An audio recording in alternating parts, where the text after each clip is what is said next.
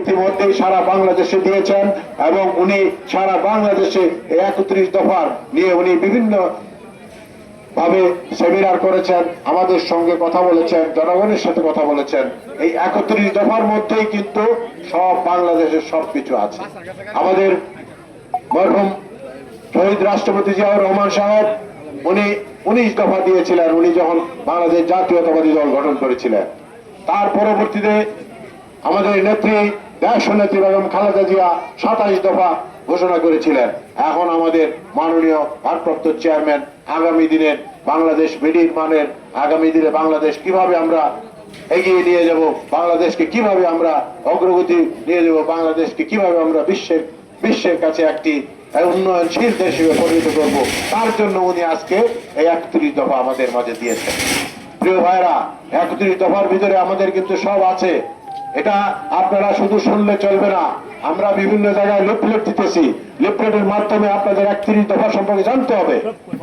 31 দফা নিয়ে আমাদের জনগণের কাছে যেতে হবে, জনগণের পাশে থাকতে হবে এবং বুঝাইতে হবে যে 31 দফা আমরা কি আছে এটার ভিতরে, কি আমরা ভালো করে পড়বেন, পরে আপনারা এই 31 দফা নিয়ে আপনারা কথা বলবেন।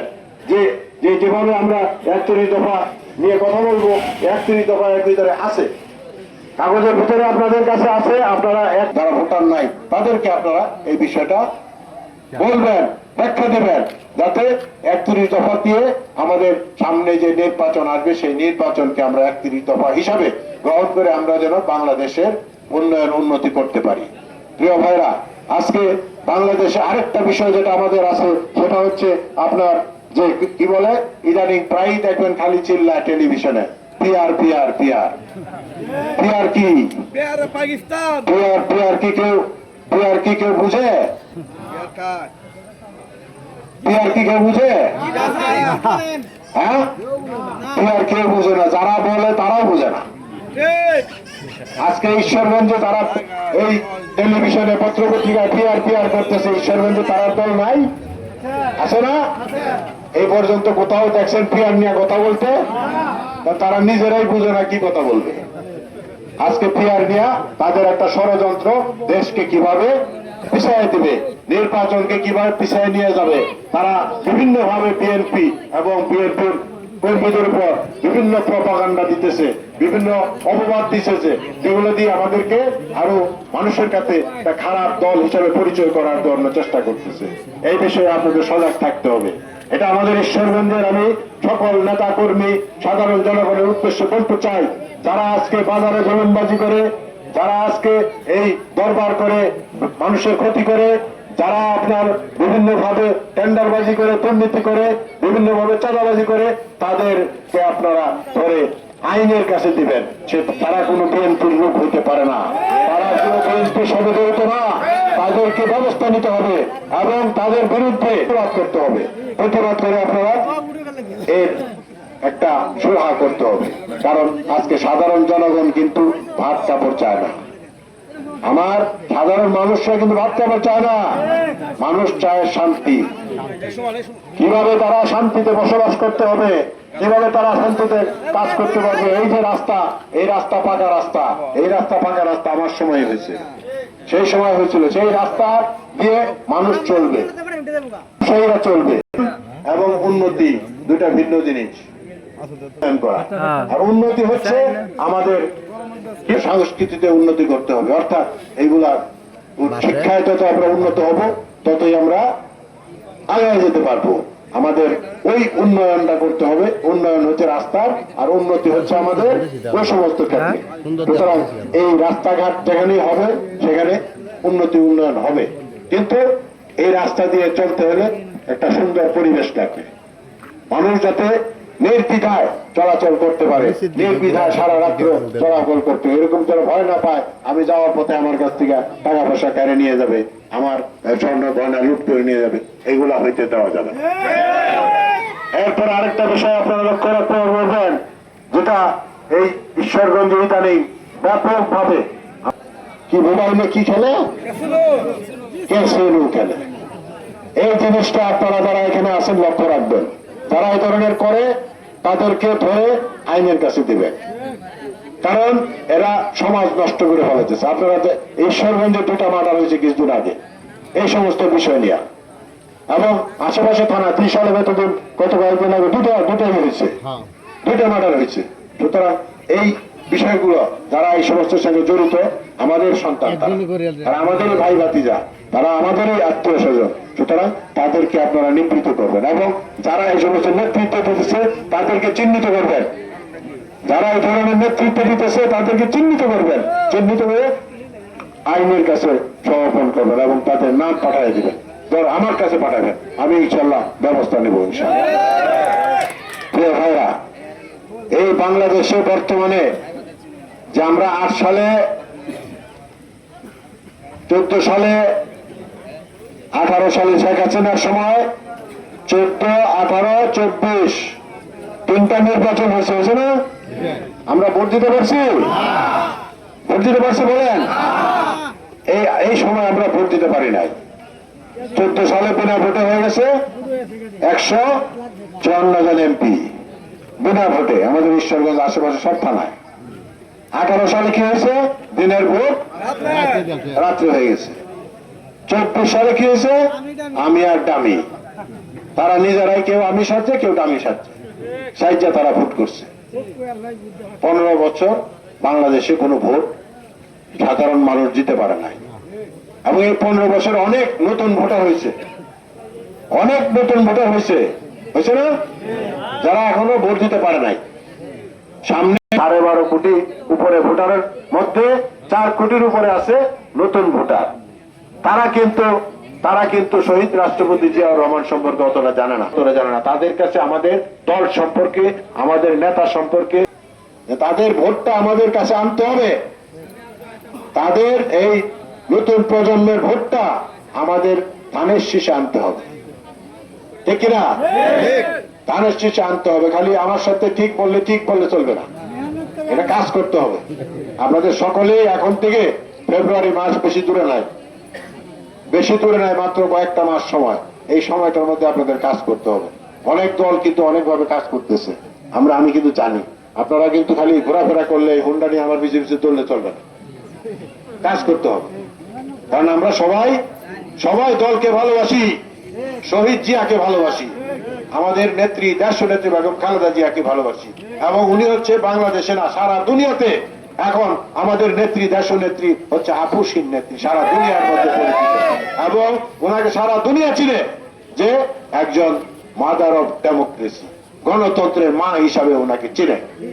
সুতরাং ওনার যে ত্যাগ, উনি 6.5 বছর বিনা কারণে জেল কাটছে একটা ফরমাসি রায় দিয়া, যে রায় বাংলাদেশে কেন সারা দুনিয়াতে হইতে পারে না। যে 2 কোটি টাকা আত্মসাৎ করছে দেখাইছে, এটার কোন আত্মসাৎ না। 2 কোটি টাকা বাইরে এখন 10 কোটি টাকা, ঠিক আছে? আর এখন এই হাজার কোটি টাকা পাচার করছে ফ্যাসিস্ট সরকার। এই শেখ হাসিনার আত্মীয় স্বজনরা দেখতেছেন তো কিভাবে বাইরে হইতেছে, তাদের আকাম কুকাম কিভাবে বাইরে হইতেছে। তারা হাজার কোটি নিয়ে গেছে, আর আমাদের পার্শ্ববর্তী দেশ যে আমাদের ভালো চায় না, যে তারা শুধু চায় আওয়ামী লীগরে, আর কেউ চায় না। কারণ আওয়ামী লীগ কোনো কথা বলে না, কোনো প্রতিবাদ করে না, তারা যা খুশি করে বাংলাদেশ নিয়ে যায়, তার আর কোনো আপত্তি নাই। শেখ হাসিনা নিজের মুখে বলছে, তা আমি ভারতকে যা দিছি জীবনে ভারত শুট করতে পারবে না। হ্যাঁ, তার মন্ত্রী বলছে না, যে কি পররাষ্ট্রমন্ত্রী বলছে না, ভারত আর আমাদের কি সম্পর্ক? হ্যাঁ, কি সম্পর্ক? স্বামী স্ত্রীর সম্পর্ক। বুঝেন যে আমরা কোথায় গেছিলাম? আমরা স্বাধীন দেশ, 30 লক্ষ শহীদের রক্তের বিনিময়ে আমরা বাংলাদেশ পেয়েছি। আজকে এই দেশ নিয়ে তারা ছেলেমেলি খেলছে, তারা স্বাধীনতার পক্ষের শক্তি, তার 14 গোষ্ঠীর মধ্যে একটা মুক্তিযুদ্ধ নাই। এই যে বড় নেতারা আছে সব পলাইছে এখন দেশে, কলকাতা গিয়ে অফিস করছে বাংলাদেশ আওয়ামী লীগ লেখা, কলকাতা অফিস করছে, এখানে তারা ঘোরাঘুরি করতেছে। আর আমাদের এই ভারত এই সমস্ত সব চোর তারা ডাকাতরা জায়গা দিচ্ছে, সব ডাকাত যায় এখন উঠছে যা ভারতে। ওনারা দিছে এখানে দিল্লিতে বসে উনি বিভিন্ন রকমের ফোনে বিভিন্ন রকমের কথাবার্তা বলতেছে, বিভিন্ন রকমের অপপ্রচার করতেছে, আমার দেশকে কিভাবে আরো অস্থিতিশীল করা যায়। এই যে আজকে যেটা একটু আগে শুনলেন আপনারা, আজকে জুলাই সনদ সই হওয়ার কথা, সেখানে দেখা গেছে কিছু সংখ্যক দুষ্কৃতকারী দেওয়াল টপকায় ভিতরে ঢুকে এই অনুষ্ঠান পণ্ড করার চেষ্টা করছে। এখন বুঝেন যে তারা কি ধরনের কর্ম করতে পারে। তাই ভাইরা আমার, এদের থেকে সজাগ থাকতে হবে। আপনার এই 15 বছরে আমাদের দেশ অনেক পিছিয়ে গেছে, অনেক পিছিয়ে গেছে। আমাদের দেশকে আগায় নিতে হবে। আমাদের নেতা মাননীয় ভারপ্রাপ্ত চেয়ারম্যান তারেক রহমান সাহেব আজকে 17 বছর যাবৎ সে বিদেশে পড়ে আছে, সেখান থেকে উনি আমাদের দলকে পরিচালিত করতেছেন এবং উনি যেভাবে পরিচালিত করতেছেন দল ইনশাআল্লাহ ভালো আছে। আজকে যারা এই ধরনের অপকর্ম করে, যারা এই চাঁদাবাজি করছে বা বিভিন্ন রকমের করছে, তাদের এ পর্যন্ত 7,000 নেতা কর্মীকে উনি বহিষ্কার করছেন, দল থেকে বহিষ্কার করছেন। এবং আমরা যতটুকু জানি, আমরা যতটুকু শুনেছি, উনি যখনই দেশে আসবে, উনি দেশে আসার সাথে সাথে অন্তত 20,000 নেতা কর্মী বহিষ্কার হবে। উনি সেই লিস্ট করে রাখছে। উনি কোন দুর্নীতি বাজরে টাকা দেবে না। যত কিছু আমরা বলি টাকার কাছে উনি বিক্রি হবে না, কারণ ওনার কিছু প্রয়োজন নাই। ওনার বাবা শহীদ রাষ্ট্রপতি জিয়াউর রহমান সাহেব মারা যাওয়ার পরে তার একটা ভাঙ্গা সুটকেস পাওয়া গেছিল, ঠিক কিনা? এরপরে ওনার বহু চেষ্টা করছে। তারেক রহমান সাহেবের 15 বছর কত চেষ্টা করছে দুর্নীতিবাজ বানাতে, কত কিছু করতে পারছে, পারে নাই। ওনার কত রকমের কত অত্যাচার নির্যাতন করছে, ওনার কবর ভেঙে দিছে নির্যাতন করে। আর ওনার ভাই মরহুম আরাফাত রহমান কোকো আমার অত্যন্ত ঘনিষ্ঠ ছিলেন, আমরা ঠিক কিনা? সুতরাং আমাদের বুকের মধ্যে আপনারা একটু বোঝেন যে আমার নেত্রী, আমাদের নেত্রী কি পরিমাণ অত্যাচার নির্যাতন সহ্য করে আজকে টিকে আছে। কার জন্য? আমাদের জন্য, দেশের জন্য, দেশের স্বাধীনতা সার্বভৌমত্ব রক্ষা করার জন্য। আর উনি তো ওনার তার কোনো প্রয়োজন ছিল না। উনি 3বার প্রধানমন্ত্রী হয়েছেন, ঠিক কিনা? এখনো গতকালকে উনি আবার হাসপাতালে ভর্তি হয়েছে, ঢাকা হাসপাতালে। আমি ওনার জন্য দোয়া চাই, আপনারা সবাই মিলে দোয়া করবেন।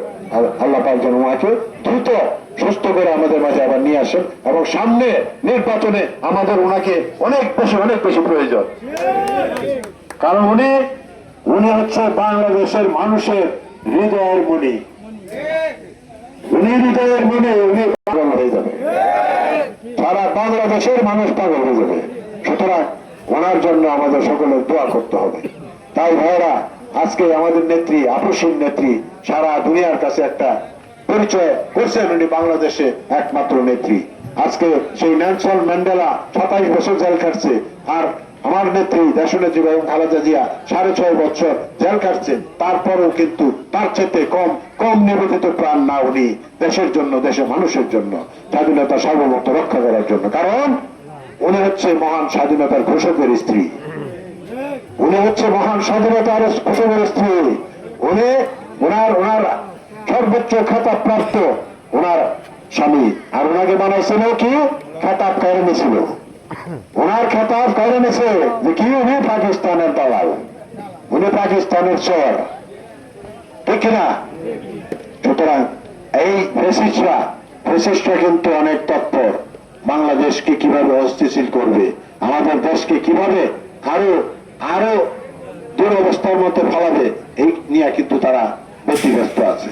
সুতরাং আপনারা সতর্ক থাকবেন। দেশ নিয়ে, আমাদের দল নিয়ে কিন্তু আরো অনেক বেশি একটা ষড়যন্ত্র চলতেছে, চক্রান্ত চলতেছে। আমাদের এই হানাহানি গুতাগুতি করলে চলবে না। আমাদের সকলকে এখন ঐক্যবদ্ধ থাকতে হবে। ঐক্যবদ্ধ বিএনপি করে আমরা বিএনপিকে আগায় নিয়ে যাব, বুঝতে পারছেন?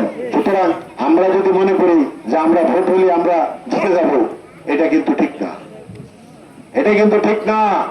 এখন কিন্তু জনগণ, মানুষ কিন্তু বুঝে যে আমাদের কোন ব্যক্তিটা প্রয়োজন। দলের মনোনয়ন আনছে, ওনার ব্যক্তিটা কেমন, এটাও কিন্তু একটা বিশাল বিষয়। এবং দল সেইভাবেই আমাদের মাননীয় ভারপ্রাপ্ত চেয়ারম্যান সাহেব কয়দিন আগে যে বিবিসিতে সাক্ষাৎকার দিচ্ছেন, সেখানে কিন্তু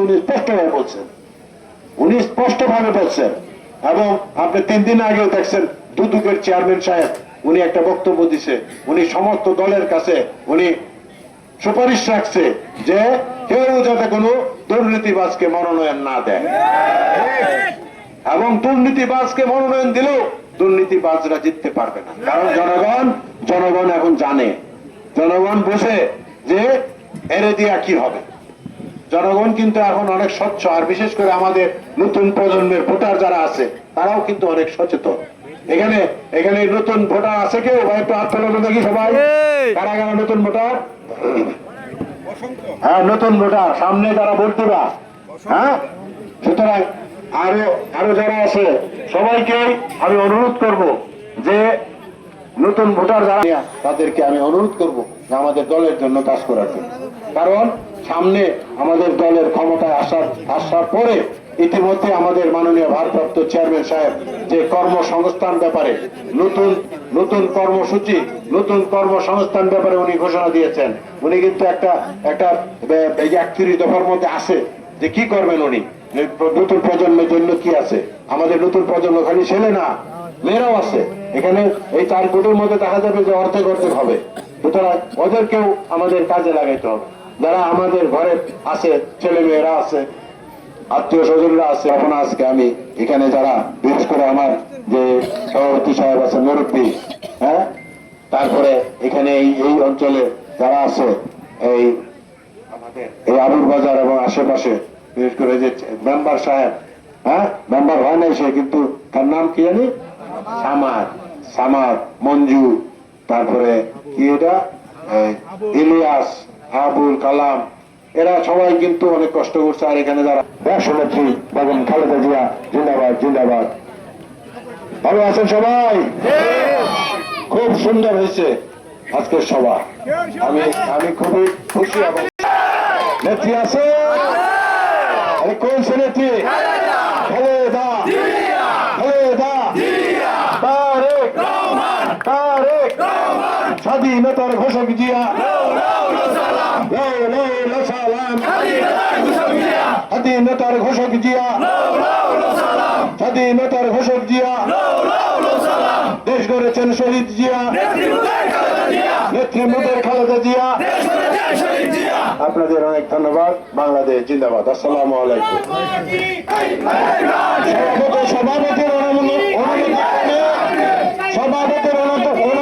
আজকে সভার সমাপ্তি ঘোষণা করা হলো। সকলকে